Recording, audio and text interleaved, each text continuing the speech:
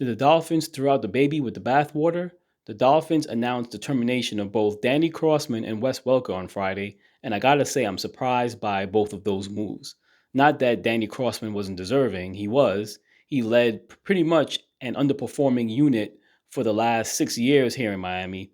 But what was even more surprising was that Mike McDaniel actually retained him after Brian Flores was terminated. Brian Flores had Danny Crossman for the first 3 years of Danny Crossman's six, and he led an underperforming unit in those 3 years as well. So the fact that Mike McDaniel retained him was a bit of a surprise. But another holdover that Mike McDaniel had, which was Josh Poyer, he also was a holdover from Brian Flores' staff, but he was terminated after the first year.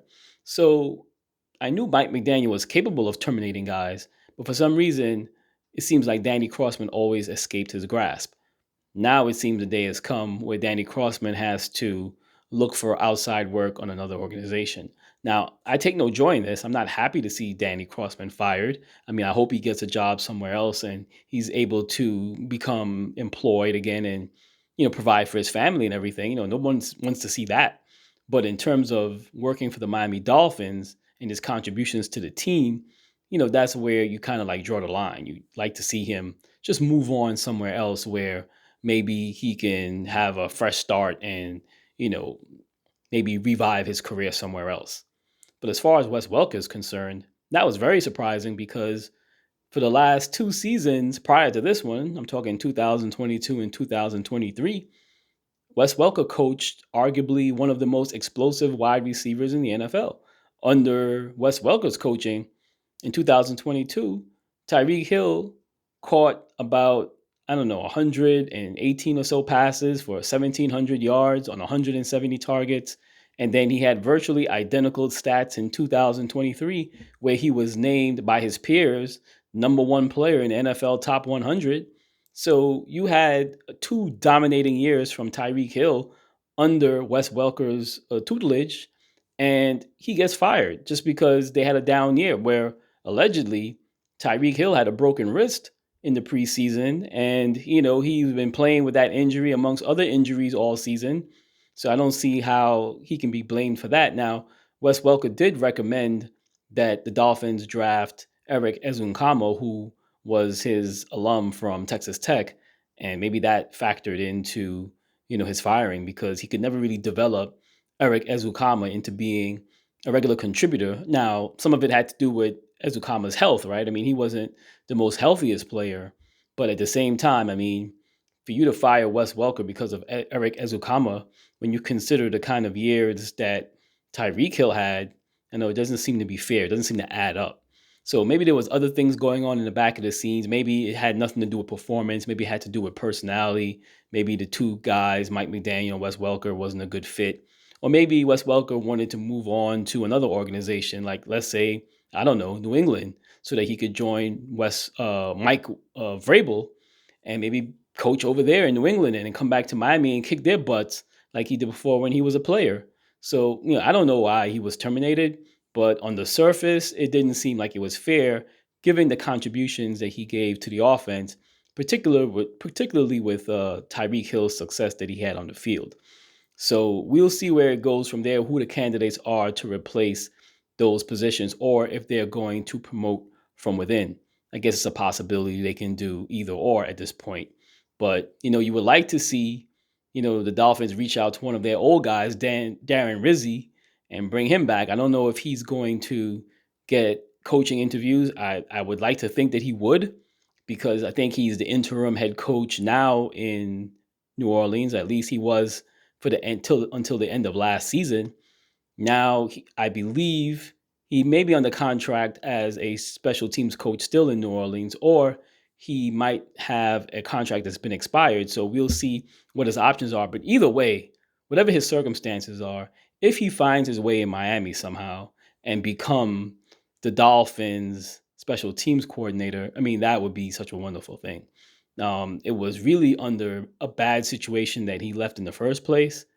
And, he interviewed for the coaching job in Miami, and he didn't get the job and he was disappointed. So he left the organization. He realized The organization didn't value him to be head coach material, just like Dan Campbell when he was the tight ends coach and then he was the interim head coach in Miami.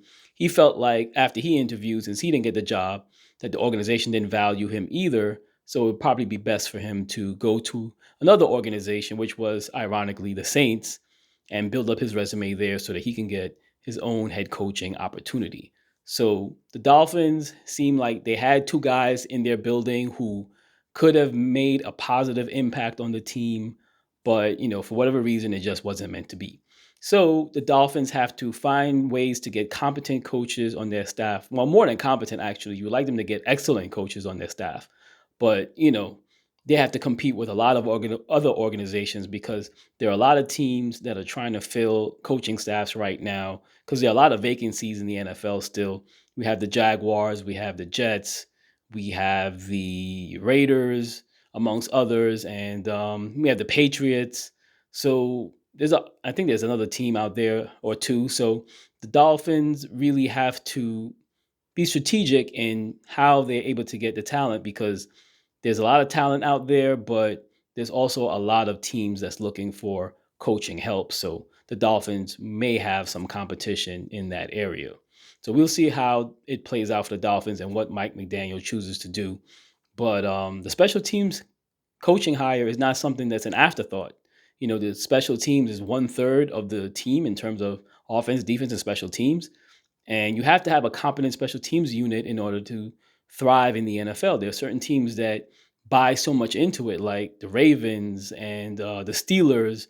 Those teams, they believe in their special teams. They know it's 1/3 of the players are in special teams. That unit, and it's really 1/3 of the three phases of the game. So you have to make sure that that unit is operating well. And I thought too often times in Miami, the special teams not only didn't do special things in order to help the team win the game, oftentimes they let the team down and put them in a position to actually lose the game. But I will say this about Danny Crossman. If you have to say something about someone, it's always polite to say something positive. I would say that, at least from what we can tell on the outside, that, it seems like he did a good job of getting Jason Sanders back on track because Jason Sanders at one point, maybe 3 years ago, he was, I think, kicked like 8 50-yard field goals that season, and the Dolphins gave him a big contract, and it was deserving because he ended up being a very reliable kicker from deep. Then in the last couple of years, it seemed like he took a step back. There were some changes between the holders and the backup quarterback, so it was, in flux a little bit. And also the punter, I think, was switched as well. So there was some discontinuity in the whole, snapper, holder, kicker kind of system that they have going on. So I think that Jason Sanders struggled a bit as a result of that. But for whatever reason, and I'll tip my hat to Danny Crossman for this because he was the special teams coach, so you have to give him credit where credit is due. It seems as though he did what was necessary to get Jason Sanders back on track. So at least Danny Crossman could leave with his head high and say, hey, before I left the organization, at least the kicker, in good hands for you guys on my way out the door. And for the Dolphins and the Dolphins fans, I guess that's the best kind of gift you can get from a guy like Danny Crossman. So that's it for this video. If you like this video, hit the like button and leave a comment in the section below. Also, don't forget to hit the subscribe button. And as always, I'll see you in the next video.